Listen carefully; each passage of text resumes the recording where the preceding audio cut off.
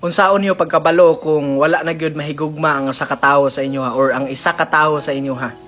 So these are the common questions no ako ang nabasahan sa message, even though sa comments no, magbasa-basa mo kog comments, and then yes kana unsaon nimo pagkabalo Sir Jasam, or unsay mga tips nga among mabalan nga ang isa ka tawo wa na gyud mahigugma sa inyo ha, or kung nahigugma man gani kanang kumbaga ba nanay na usog. So ang pinakauna nga sign or senyales nga ihatag sa lalaki or sa babae kung wala na siya paghigugma sa inyo ha, is kanang dili na gyud ikaw ang iyang priority. Okay? So dili na gyud ikaw ang iyang priority. Kasagaran man gud no, ipasangil na lang nga busy.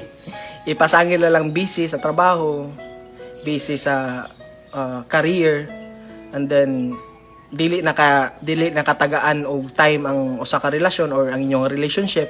Kumbaga pa taphaw ra na kayo no, taphaw ra na kayo nga rason. Gamay ra na kayo nga rason nga kumbaga ba para sa inyong relasyon nga unta makapa uswag sa inyong relasyon, and then dili na mo mahimo no. Kung dili na ikaw priority sa isa ka tawo, posibilidad or naay posibilidad or dako ang chances no, dako ang chances nga wala na gyud kayo mahigugma ang usa ka tawo sa inyo ha.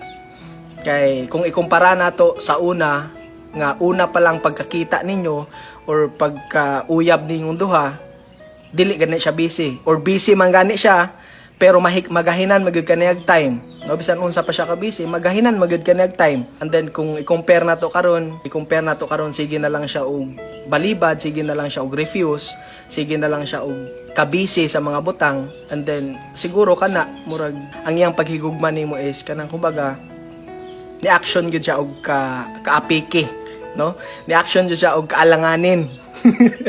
And then kuyaw kayo na sa isa ka relasyon no, kuyaw kayo na sa isa ka relasyon kung alanganin na inyong relasyon or ang inyong sitwasyon duha. Kaya nga naman there's a big chances no, or there's a big possibility nga pwede mong magka-break or pwede mong magkabulag duha, because dili na priority ang usag-usa, or dili na priority ang usag-usa no. Kinahanglan magud nato i-priority gyud ang usag-usa, especially sa atong relasyon no, kay kinahanglan biya pud ta og time no. Kung tinuod kang nahigugma sa ka tawo, hatagan gyud ani mog time, hatagan gyud ani mog pakabana. Mo na ginaingon ako sa unang kung wala nay time ang usa ka tawo nimo, lisod kayo kang motuo nga nahigugma siya nimo no. Kung wala nay time ang usa ka tawo nimo, maglisod kag tuo, or maglisod kag tuo nga nahigugma pa badagan ni siya nako no, kay wala man siya time.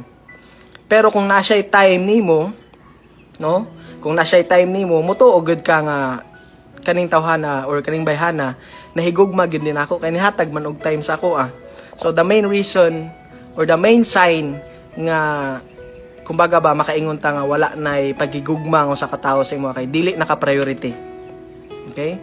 So dili naka-priority. Sakit man pero kinahanglan niyo dawaton. Okay.